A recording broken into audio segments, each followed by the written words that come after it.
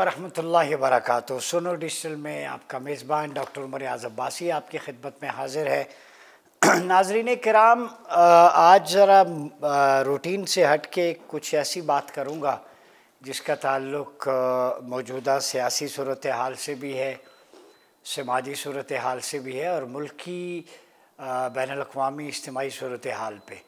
तो मैंने सोचा कि जो अभी पिछले दिनों जो चीज़ें टॉक शोज़ में चल रही हैं, पॉलिटिकली जो एक्टिविटीज़ चल रही हैं, उनके अंदर एक मिसिंग लिंक है जो हम बहुत ज़्यादा मिस कर रहे हैं। वो है डिसेंसी, कि डिसेंट और पोलाइटनेस जो है वो हमारे यहाँ से गायब होती जा रही है। तो ये चीज़ें देख के जब वायलेंस आ जाए, फैनेटिसिज्म आ जाए, एक्सट्रीम ट्रेंड्स प्रमोट होना शुरू हो जाएं आपकी कम्युनिकेशंस के अंदर, आपकी गुफ्तगू के अंदर, आपकी कन्वर्सेशन के अंदर, आपकी मीडिया टॉक के अंदर, या आप पब्लिक स्पीकर हैं या पॉलिटिकल प्रोसेशन को आप लीड कर रहे हैं, तो उस वक्त आप एक आइकन होते हैं, रिप्रेजेंटेटिव होते हैं किसी भी पार्टी के और इवन अपने मुल्क के।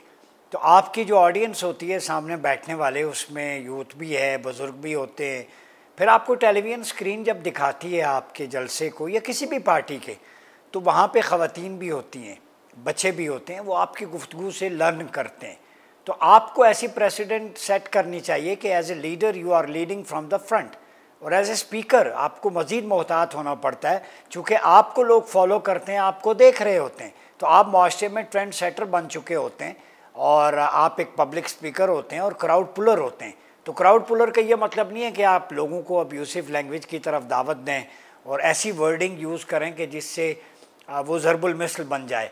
मैं कोट नहीं करना चाहता, बहुत सारी पार्टीज़ के लीडर ने मसलन एक जुमला बड़ा मशहूर हुआ, प्रोग्राम तो डैश हो गया। मैं अब वो लफ्ज़ नहीं बोलता क्या हो गया, लेकिन ये एक ज़रबुल मिसल बन गया और हर चौराहे पे, थड़े पे, कन्वर्सेशन में ये कॉपी होने लगा। चूँकि वो एक पार्टी के एक ऐसे लीडर ने किया कि जो क्राउड पुलर थे, तो उन्होंने जब कहा प्रोग्राम तो डैश हो गया, तो वो फिर जुमला वायरल हो गया।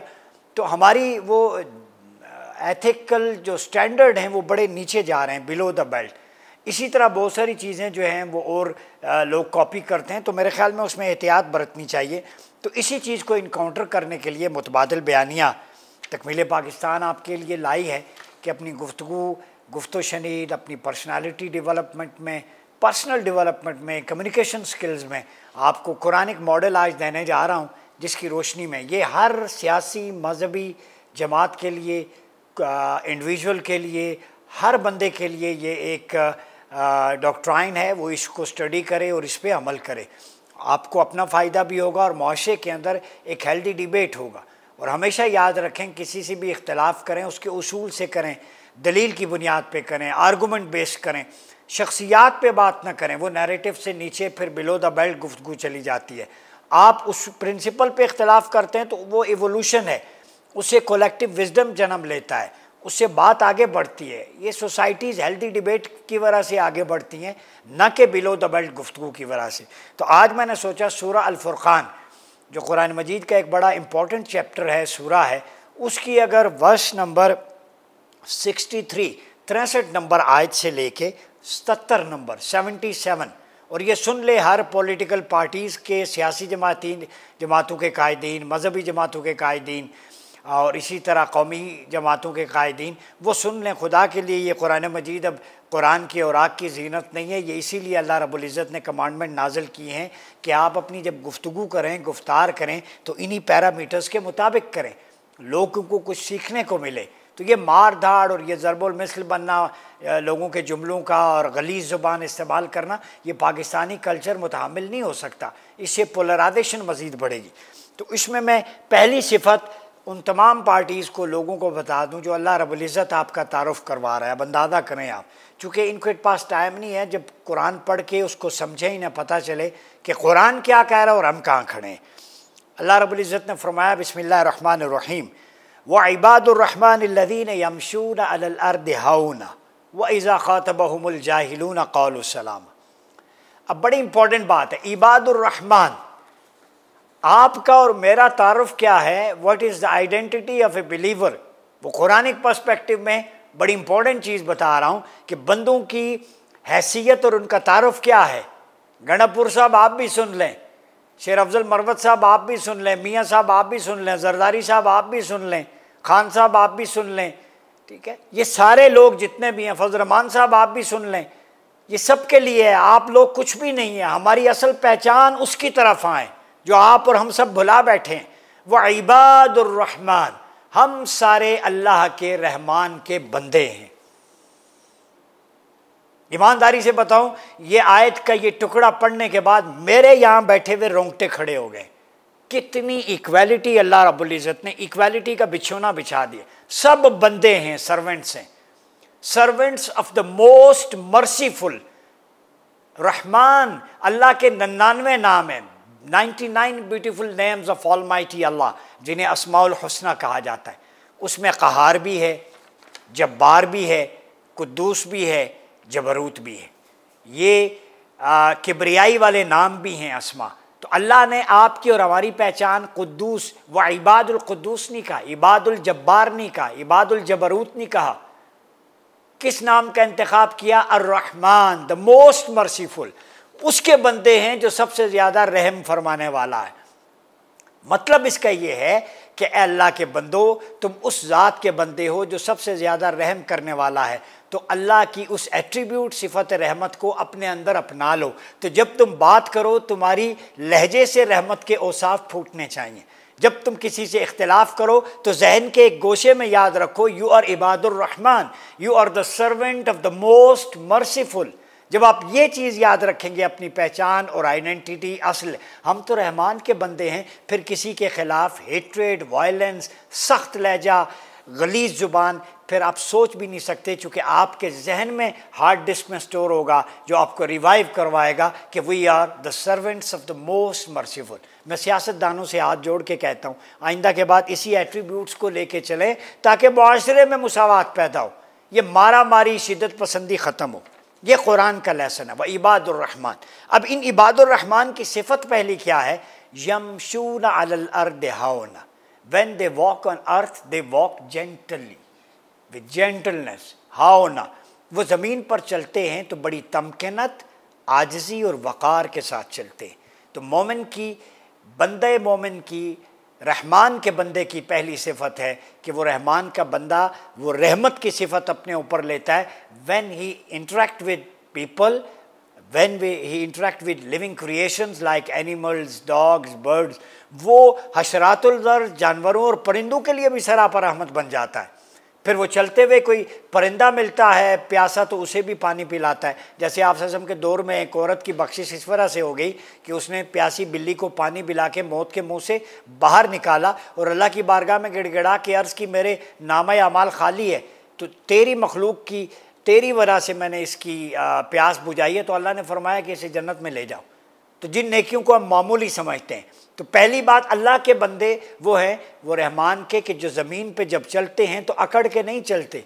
हमारे पॉलिटिकल लीडर्स जब स्टेट में आते हैं, स्टेज पे मूँछों को ताव दिया, पगड़ियाँ पहनी हुई, लंबे लंबे कॉटन के ड्रेस और एक फ़िरौनी तर्ज़े ज़िंदगी होता है। जब गार्ड रास्ते में कोई होटल का बाहर बहरा मिल जाए तो ऐसे करके गुजर जाते हैं। हमने सोशल मीडिया पे देखा। बंदे तेरी औकात इतनी है कि एक सांस की, एक झटके की मार है हम, तो ज़मीन पे चलें आजिज़ी के साथ। पहला, व इज़ा ख़ातबहुमुल जाहिलून क़ालू सलामा। सेकंड एट्रीब्यूट जो बंदों का है वो क्या है कि जब बेइल्म यानी जाहिल लोग उनसे मुखातिब होते हैं तो वो कहते हैं क़ालू सलामा, वो सलाम कह देते हैं।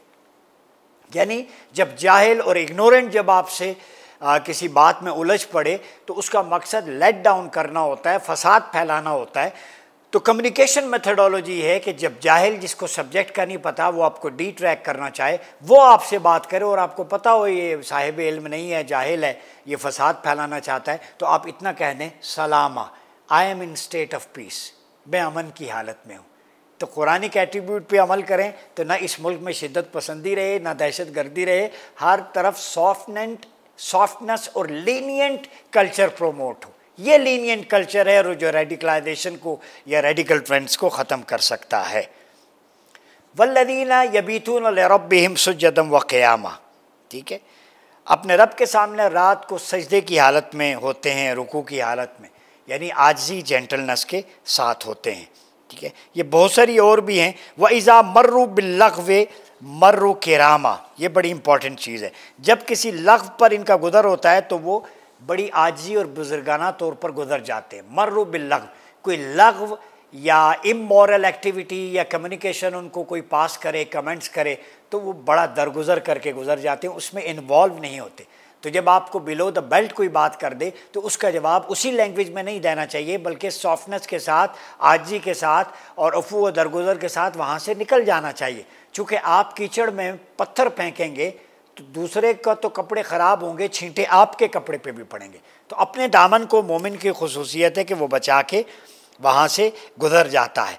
वल्लदीना ला यशुद्दून ज़ूर, जो झूठी गवाही नहीं देते, और बहुत सारी इस तरह की आते हैं। लेकिन मैंने एक दो आयतों को इसलिए चुना है कि इसका क्रक्स मैं आपको बता दूं। मोतदिल मिजाज होना, नाहक कत्ल ना करना, एडल्ट्री ना करना, झूठी गवाही ना देना, फजूल कामों से परहेज़ करना, ठीक है, और हर सिफत को आजिज़ी और इनकिसारी के साथ अदा करना। ये उन पॉलिटिकल लीडर्स के लिए है जो हमारे कल्चर में वायलेंस को फ़रोग़ दे रहे हैं, उन लोगों के लिए जो रेडिकलाइजेशन को फ़रोग़ दे रहे हैं। हमारे प्रॉफिट मोहम्मद सल्लल्लाहु अलैहि वसल्लम, वमा अर्सलनाका इल्ला रहमतल लिल आलमीन, आपको तमाम जहानों के लिए रहमत बना के भेजा गया। इवन जानवर भी अपनी शिकायतें आपके पास लेके आते। एक ऊँट ने शिकायत की मालिक की, तो आपने फरमाया इस पर बेजा बोझ ना लादा करो। तो रहमत, सरापा रहमत, हुजूर का मानने वाला हर आलम जिन्नो इंस के लिए रहमत होता है। तो हमारे लोगों को, सियासतदानों को क्या हो गया है, या मखलूक खुदा तरस रही है, कोई रोटी के लिए, कोई कपड़े के लिए, कोई दवाई के लिए, तो इन लोगों को फैसिलिटेट करें, खुश उसलूबी से इनके साथ पेश आएँ।